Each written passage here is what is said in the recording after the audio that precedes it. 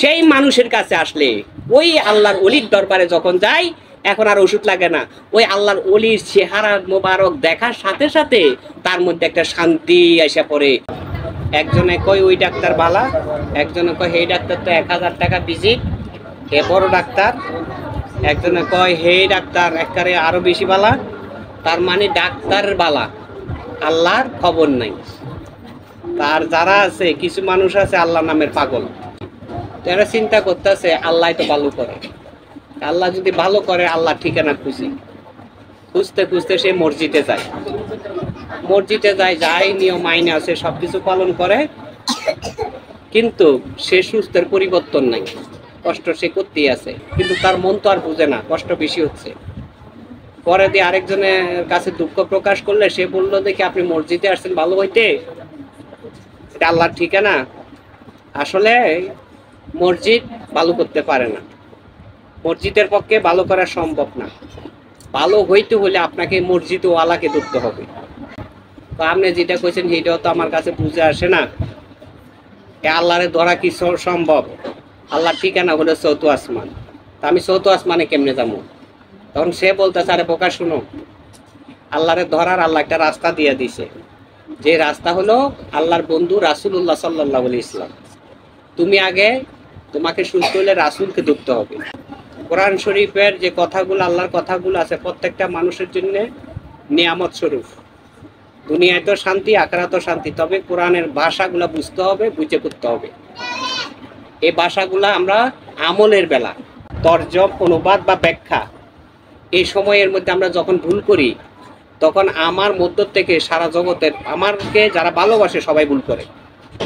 আমি একজনে ভুল করছি, প্রথমে আমলে ভুল করছি, অনুবাদে ভুল করছি, তরজমে ভুল করছি, ব্যাখ্যায় ভুল করছি। এখন আমি যেটা ভুল সিদ্ধান্ত আমার মধ্যে আইসা গেছে, এটা সুন্দর হিসাবে, সঠিক হিসাবে, এটাই আমি সবার কাছে চ্যালেঞ্জ করে বলে দিচ্ছি। চ্যালেঞ্জ করে কি বলছি, এবার এটা প্রমাণ নেও আমার কাছে থেকে। চ্যালেঞ্জ করে বলছি, আল্লাহ নবী রাসূলুল্লাহ সাল্লাল্লাহু আলাইহি ওয়াসাল্লাম 570 খ্রিস্টাব্দে জগতে আগমন করেছে, 633 খ্রিস্টাব্দে তিনি উপাতে গ্রহণ করেছেন বা পরলোক গমন করেছেন। তোমরা কি বিশ্বাস করো না? করি। সবাই সাক্ষী দিছে কি? বিশ্বাস করি। তাহলে এখানে শব্দ ব্যবহার করা হয়েছে মুহাম্মদ রাসূলুল্লাহ সাল্লাল্লাহু আলাইহি ওয়াসাল্লাম, আমাদের নবী বলা হয়েছে, আমাদের নবী হযরতে মুহাম্মদ রাসূলুল্লাহ সাল্লাল্লাহু আলাইহি ওয়াসাল্লাম বলা হয়েছে। তাহলে এখানে নবীও ঢুকছে, রাসূলও ঢুকছে, মুহাম্মদও ঢুকে গেছে, এক কথার যে ঢুকে গেছে না। এখন আমরা সরল মনের মানুষ, আমরা বুঝে নিছি যে রাসূল তো আসলে তিনি 633 খ্রিস্টাব্দে তিনি জগৎ ছাড়িয়া চলে গেছে। তো আমরা খামাখা রাসূল আছে মনে করে দৌড়াদৌড়ি করে কি লাভ, এরকম কিছু আমরা মনে করে ফেলাই। কিন্তু এটা হলো ব্যাখ্যাকারী, ভুল ব্যাখ্যাকারীর বর্ণনা। আর রাইটে শুদ্ধের মধ্যে যেটা আছে সেটা হচ্ছে আল্লাহ কি সাক্ষী দিয়েছে, তুমি খেয়াল করে শুনো। অনেক বড় কিতাব, তোমাকে দেখার সময় নেই, তুমি পারবা না। 6666টি আয়াতের ঘরে ঢুকে তুমি কোনটা শুদ্ধ কোনটা অশুদ্ধ তুমি বুঝতে পারবা না। তোমার মধ্যে দুইটো আয়াতের একটা কালাম আছে, পবিত্র মহাকালাম, যেটাকে তাওহীদের বাণী বলা হয়েছে। সবার আগে যে তাওহীদের বাণী জগতে প্রেরণ করেছেন সেটা হলো কালমা তাইবা। এই কালমা তাইবার মধ্যে বলা হয়েছে লা ইলাহা ইল্লাল্লাহ মুহাম্মদ রাসূলুল্লাহ সাল্লাল্লাহু আলাইহি ওয়াসাল্লাম। এটাকে সুন্দর করে ব্যাখ্যা করে আইনা দেখো। কলমা তোমার কাছে আছে, আল্লাহ তোমার কাছে আছে, রাসূলও তোমার কাছে আছে, মুহাম্মদও তোমার কাছে আছে, তুমি বুঝতেছো না।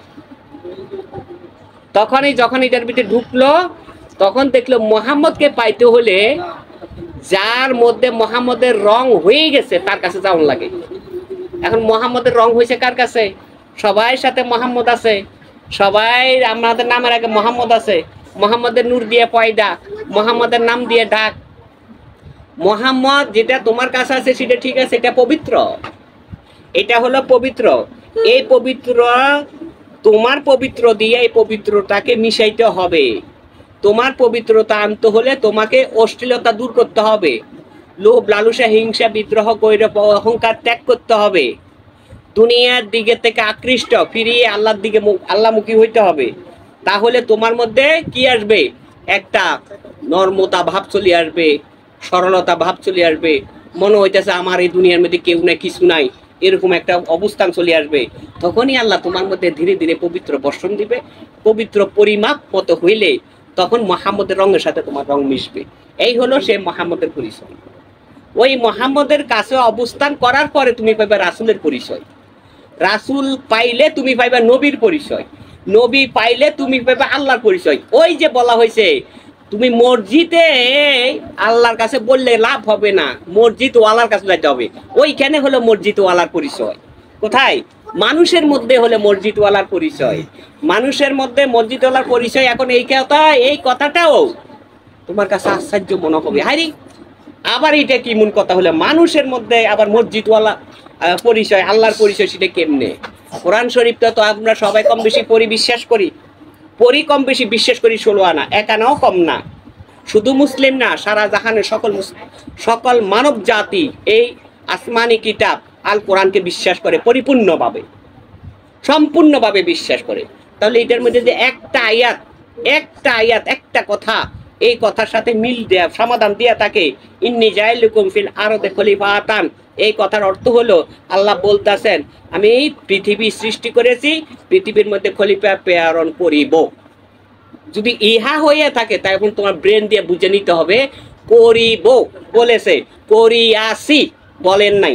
যদি বলতেন করিয়াছি তাহলে ওই আদম পিতার মধ্যে শেষ হইতো, মুহাম্মদ নবীর মধ্যে শেষ হইতো। যেহেতু বলা হয়েছে করিব, পৃথিবীর মধ্যে যুগ জামানায় আমি আমার খলিফা প্রেরণ করিব, তাহলে তোমার জামানা তো আল্লাহর খলিফা আছে, আমার পিতার জামানা তো ছিল, আমার পরবর্তী পুরুষ যারা আসে তাদের জামানা তো থাকবে। আল্লাহর ওয়াদা, আল্লাহর বাণী, আল্লাহর কথা মহাপবিত্র, এই কথার কোনো ব্যতিক্রম নাই। আল্লাহ যা বলেন তাই রাইট। তখনই আমরা কি পাবো? আমাদের সুখের শান্তির সমাধান রাস্তা খুঁজে পাবো। সেই মানুষের কাছে আসলে, ওই আল্লাহর ওলির দরবারে যখন যাই, এখন আর ওষুধ লাগে না।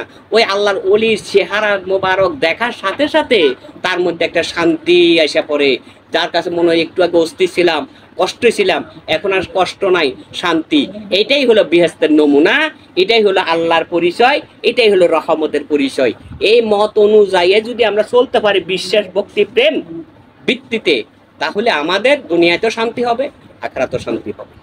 এই হলো কথা এই পর্যন্ত।